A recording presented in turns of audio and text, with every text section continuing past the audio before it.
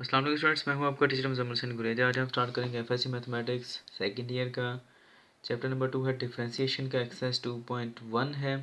नीचे मैंने अपना WhatsApp number, Viber number, email address, अपनी वेबसाइट का एड्रेस, यूट्यूब का शॉर्ट यूआरएल, अपना फेसबुक आईडी, फेसबुक पेज का जो यूज़र नेम, हर चीज़ मैंने लिख दी है। अगर आपको कोई प्रॉब्लम हो तो मुझसे कॉन्टैक्ट कर सकते हैं।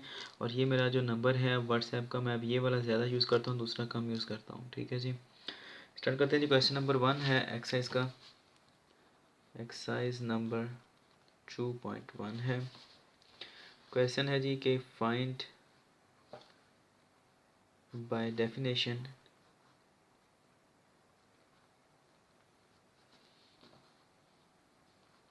द डेरिवेटिव्स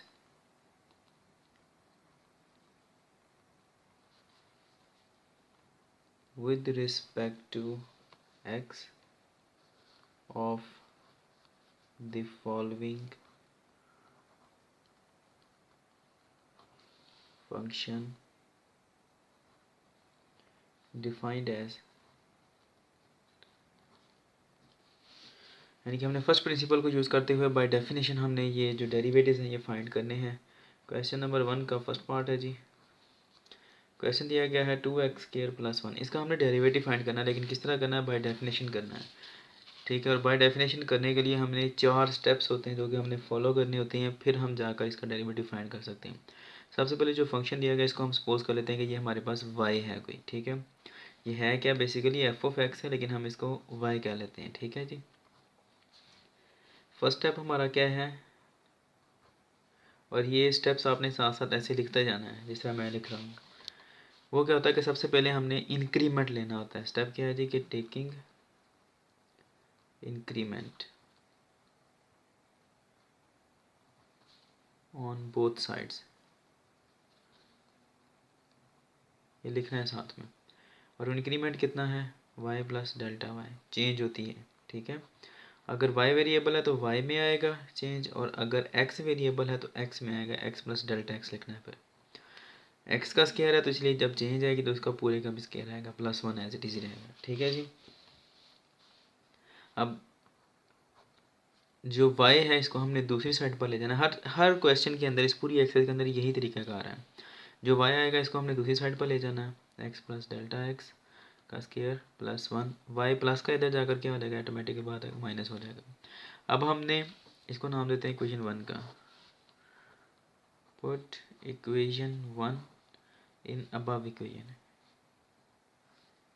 ठीक है, जो ऊपर वाली इक्वेशन ये वाली है, इसके अंदर हमने ये इक्वेशन 1 को पुट कर देना है। और इक्वेशन 1 क्या है, वो है हमारे पास कि y है जी, तो हमने y की जगह पर ये वैल्यू रख देनी है 2x² + 1। ठीक है, y है ना, इक्वेशन 1 के अंदर क्या है, y है, तो y की वैल्यू हमने यहाँ पर रख देनी है वो अभी। ठीक है, अब स्टेप 2 क्या आता है, स्टेप 2 है कि हमने इसको सॉल्व करना है। ठीक है, 2 × x + Δx का स्क्वायर +1 माइनस 2x² + 1 चाहिए, तो ये था कि इसका स्क्वायर भी ओपन कर लेते, लेकिन चलो खैर। क्या आएगा इसका स्क्वायर, ये है a और ये है b। यहाँ पे मैं साइड पे कर देता हूँ, यहाँ पे कर लेते हैं। a + b का स्क्वायर क्या होता है, वो होता है फर्स्ट टर्म का square plus second term b है, b का स्क्वायर +2 फार्मूले वाला।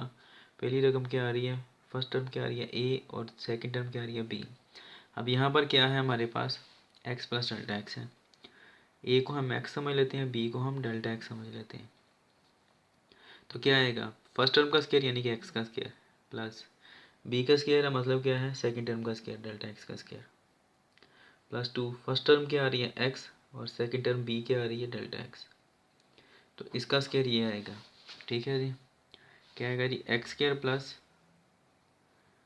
Δx² + 2x Δx आ गया। ठीक है जी, +1 एज इट इज ही रहेगा, इसको अपने ब्रैकेट में रखना है। क्यों ब्रैकेट में रखना है, क्योंकि बाहर माइनस है। ये जब माइनस साइन आप ओपन करते हैं तो अंदर क्या हो जाएगा, मल्टीप्लाई हो जाएगा, तो क्या आएगा, ये वाला प्लस माइनस माइनस हो जाएगा, 1 आ गया। ठीक है, 2 को अंदर मल्टीप्लाई कर दें, 2 किसके साथ मल्टीप्लाई हो रहा है, सिर्फ इस ब्रैकेट के साथ, तो कर दें क्या आएगा, 2x² + 2 Δx² प्लस 2 ज़रब 2 कितने होते हैं, 4x Δx +1 माइनस 2x² -1 -1 +1 से कट गया, 2x² प्लस वाला, ये माइनस वाला 2x², ये प्लस 2x² से कट गया। पीछे का बचता है 2 delta x² plus 4x delta x।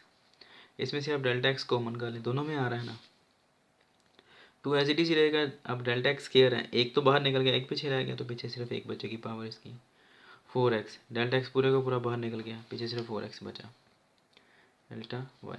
अब स्टेप 3 क्या है जी के, divide by delta x on both sides.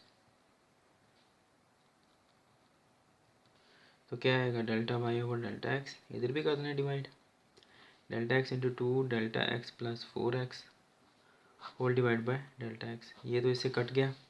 अब नेक्स्ट पेज पे स्टार्ट करता हूँ। नेक्स्ट पेज पे स्टार्ट कर, ये दोनों कैंसिल आउट हो गया। पीछे का बचता है जी delta y over delta x is equal to 2 delta x plus 4x। ठीक है जी। अब स्टेप आता है लास्ट वाला, स्टेप 4, और वो क्या है जी के, taking limit delta x approaches to 0 on both side. तो क्या आ जाएगा जी के, limit delta x approaches to 0 delta y over delta x is equal to limit delta x approaches to 0 2 delta x plus 4x। अब limit के हमने यहाँ पर जो प्रिंसिपल है वो आप डायरेक्ट भी अप्लाई कर सकते हैं, या आप यहाँ पर लिमिट के जो हमारे पास थ्योरम है वो भी अप्लाई कर सकते हैं। लिमिट का थ्योरम क्या बताता है कि अगर इस तरह हो, दो चीज़ें आपस में ऐड अप हो रही हैं, दो फंक्शंस, तो हम क्या करते हैं, इसको अलग अलग अप्लाई करते हैं। Limit delta x approaches to 0 2 delta x plus limit delta x approaches to 0 4x।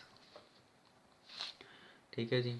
अब यहाँ पर 2 कांस्टेंट है तो बाहर आ जाएगा, limit delta x approaches to 0 into delta x plus, अब यहाँ पर डेल्टा x नहीं है, इसका मतलब है कि ये 4x पूरे का पूरा क्या है, कांस्टेंट है इसके लिए।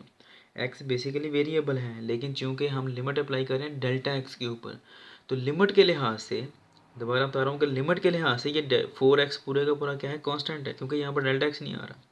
तो हम क्या करेंगे, इसके ऊपर जब लिमिट अप्लाई करेंगे तो सिर्फ 4x लिख देंगे। जैसे कि आपको याद हो कि limit x approaches to 0 into C क्या आता है, सिर्फ और सिर्फ सी। ठीक है जी, ये थ्योरम है लिमिट का। तो यहाँ पर सी से मुराद क्या है, 4x सारे का सारा। ठीक है, क्योंकि यहाँ पर जैसे यहाँ पर x नहीं आ रहा था तो ये सारे का सारा क्या था, कांस्टेंट। इस तरह यहाँ पर डेल्टा x नहीं आ रहा तो ये सारे का सारा क्या होगा, कांस्टेंट। ठीक है जी। अब यहाँ पर लिमिट अप्लाई होगी तो क्या आएगा, यहाँ पर लिमिट अप्रोचेज टू 0 है तो डेल्टा x की जगह पर क्या आ गया, 0 प्लस 4x। अब ये 0 को 2 से तरफ दे तो 0 बचता है। ठीक है, अब 0 में 4x को ऐड करें तो 4x बचता है। यहाँ पर हमें लिमिट क्या बताती है कि जब लिमिट अप्लाई होती है डेल्टा x अप्रोचेज टू 0 इसके ऊपर, तो ये क्या बन जाता है, ये बन जाता है dy बाई डी एक्स बन जाता है। डेल्टा खत्म हो जाता है, फिर इसको dy बाई डी एक्स से रिप्रेजेंट किया जाता है। ये इसका आंसर है। उम्मीद है कि आपको समझ आ गई होगी। अगर ना समझ आए, किसी चीज़ का कोई प्रॉब्लम हो तो हम मुझसे कॉन्टैक्ट कर सकते हैं। अब इंशाल्लाह नेक्स्ट वीडियो में आपसे मिलूंगा, तब तक के लिए अपना ख्याल रखिए, मुझे तो हमें याद रखिएगा। ये दोबारा फिर मैं पूरे का पूरा जो क्वेश्चन है उसको ले रहा हूँ, ताकि आपको अगर कोई चीज़ नहीं समझ आई तो आप इसको दोबारा नोट कर लें। अगर कोई भी प्रॉब्लम हो तो बिला झिझक आप मुझसे कॉन्टैक्ट कर सकते हैं। ठीक है जी।